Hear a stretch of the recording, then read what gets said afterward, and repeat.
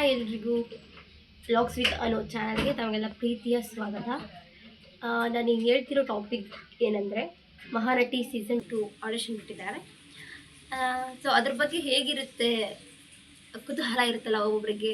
ಈಗ ಆಡಿಷನ್ ಕೊಡೋಕ್ಕೆ ಹೋಗ್ಬೇಕು, ನಾನು ಏನು ಇರುತ್ತೆ ಅದರಲ್ಲಿ ಏನಿಲ್ಲ ಅಂತೆಲ್ಲ ಇರುತ್ತೆ ಕುತೂಹಲ. ಸೊ ನನಗೂ ಇತ್ತು, ಅದಕ್ಕಾಗಿ ಈ ವಿಡಿಯೋ ಮಾಡ್ತಿದ್ದೀನಿ. ಯಾಕಂದರೆ ಲಾಸ್ಟ್ ವೀಕ್ ನಾನು ಆಡಿಷನ್ ಕೊಟ್ಟು ಬಂದೆ. ಸೊ ಅಲ್ಲಿಗಾದ ಅನುಭವನ ನಿಮ್ಮ ಹತ್ರ ಹಂಚ್ಕೋಬೇಕಂತ ಅನಿಸ್ತು. ಯಾಕಂದರೆ ನೆಕ್ಸ್ಟ್ ವೀಕ್ ಆಡಿಷನ್ ಇದೆಯಲ್ಲ, ಸೊ ನಿಮ್ಗೆ ಹೆಲ್ಪ್ ಆಗುತ್ತೆ.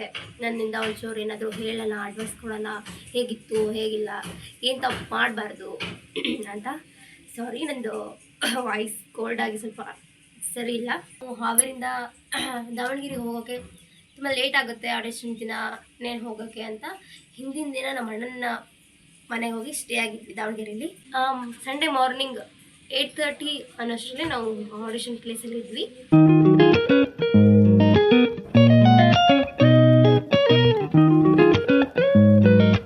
ಸೊ ಅಲ್ಲಿ ಹೋಗ್ತಾನೆ ಫಾರ್ಮಲ್ಲಿ ಅಂತ ಕೇಳಿ, ಓಕೆ ಅವ್ರು ಹೇಳಿದ್ರು ಈ ರೂಮಿಗೆ ಹೋಗಿ ಫಾರ್ಮ್ ಫಿಲ್ಅಪ್ ಮಾಡಿ ಅಂತ ಹೇಳಿದ್ರು. ಒಂದು ಫಾರ್ಮ್ ಫಿಲ್ಅಪ್ ಮಾಡೋ ರೂಮೇ ಸಪ್ರೇಟಾಗಿ ಇಟ್ಟಿರ್ತಾರೆ. ಸೊ ಅವರು ಒಂದು ಫಾರ್ಮ್ ಎಲ್ಲ ಕೊಟ್ಟು ಅದರಲ್ಲೇ ನಂಬರ್ಸ್ ಇರುತ್ತೆ. ನಾವು ಎಷ್ಟು ಬೇಗ ಹೋಗಿರ್ತೀವೋ ಅಷ್ಟು ಬೇಗ ನಂಬರ್ಸ್ ಎಲ್ಲ ಕೊಟ್ಟಿದ್ದೆ. ನನ್ನ 38 ಇತ್ತು.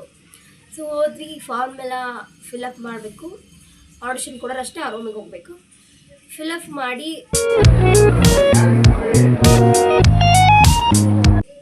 ಅವ್ರು ಹೇಳ್ತಾರೆ, ಆಡಿಷನ್ ರೂಮಿಗೆ ಕರ್ಕೊಂಡು ಹೋಗ್ತಾರೆ. ಈ ರೂಮಿಗೆ ಹತ್ರ ಹೋಗಿ ಅಲ್ಲಿ ಕೂರಿಸ್ತಾರೆ. ಎಷ್ಟೆಷ್ಟು ಕ್ಯೂ ಇದೆ, ಸೊ ಹಿಂಗೆಲ್ಲ ಇರ್ತಲ್ಲೆಲ್ಲ ಕೂರಿಸ್ತಾರೆ.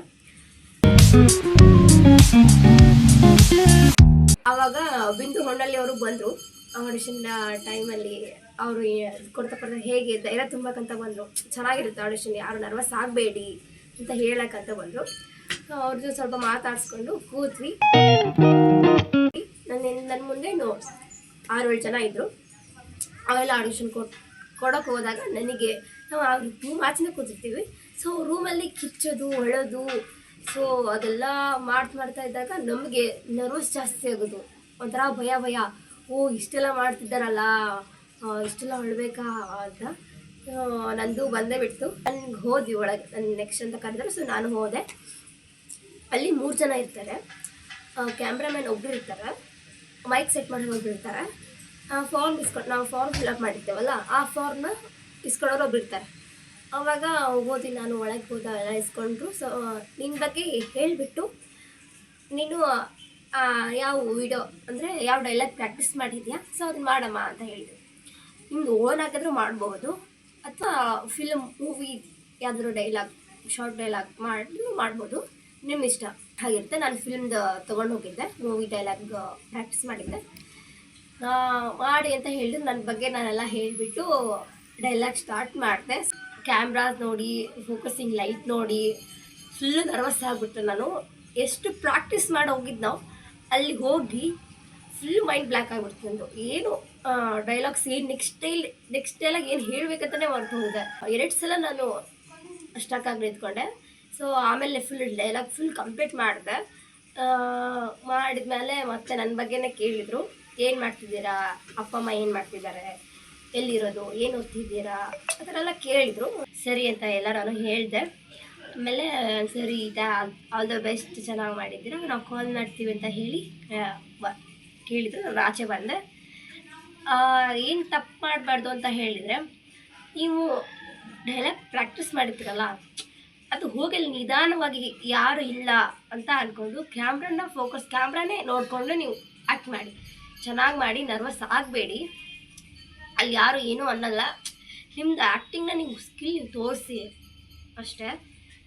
ನರ್ವಸ್ ಆಗೋ ಅವಶ್ಯಕತೆ ಏನೂ ಇರೋದಿಲ್ಲ ಅಲ್ಲಿ. ನಾನು ಇದೆಲ್ಲ ಕೊಟ್ಬಿಟ್ಟು ಆಚೆ ಬಂದೆ. ಸೊ ಆಮೇಲೆ ಅವ್ರು ಬಿಂದು ಹೊನ್ನಳ್ಳಿ ಅವರೆಲ್ಲ ಇದ್ದರು, ಫೋಟೋಸ್ ತೊಗೋತಾಯಿದ್ರು. ಸೊ ನಾವು ಅವ್ರ ಜೊತೆ ಹೋಗಿ ಫೋಟೋ ತೊಗೊಳೋಣ ಅಂತ ತೊಗೊಂಡ್ವಿ. ಸೊ ಹೆದರಬೇಡಿ ಯಾರು, ಆದಷ್ಟು ಬೇಗ ಹೋಗಿ ಆಡಿಷನ್ ಪ್ಲೇಸಿಗೆ. ಬೇಗ ಹೋದರೆ ಕ್ಯೂ ಕಮ್ಮಿ ಇರುತ್ತೆ ಅನ್ನೋದಷ್ಟೇ. ಬೇಗ ಹೋದರೆ ಅವ್ರದ್ದು ಮೂಡ್ ಚೆನ್ನಾಗಿರುತ್ತೆ.